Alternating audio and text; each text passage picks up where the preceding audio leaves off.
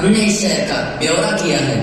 हमें पता चला है कि यहाँ अनाज के दाम बहुत बढ़ चुके हैं। जी जहाँ सभी लोग इन बढ़ते हुए दामों से काफी परेशान हैं। जहाँ सिर्फ यही नहीं, आवाम एक और बात से परेशान है। उन्हें दिवाने खास में आने के लिए बाहर सिपाहियों को 5 सिक्के देने पड़ते हैं। और लोग तीर्थ यात्रा महसूल हटाने के बारे में भी बात कर रहे हैं।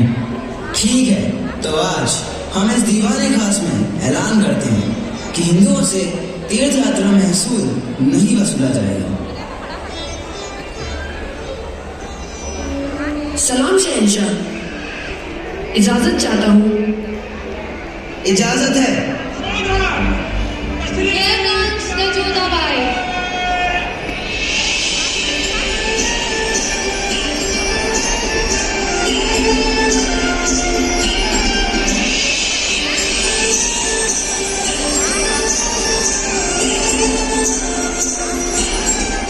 प्रणाम शहंशाह। सलाम। होली मुबारक हो शहंशाह। आपको भी जोधा।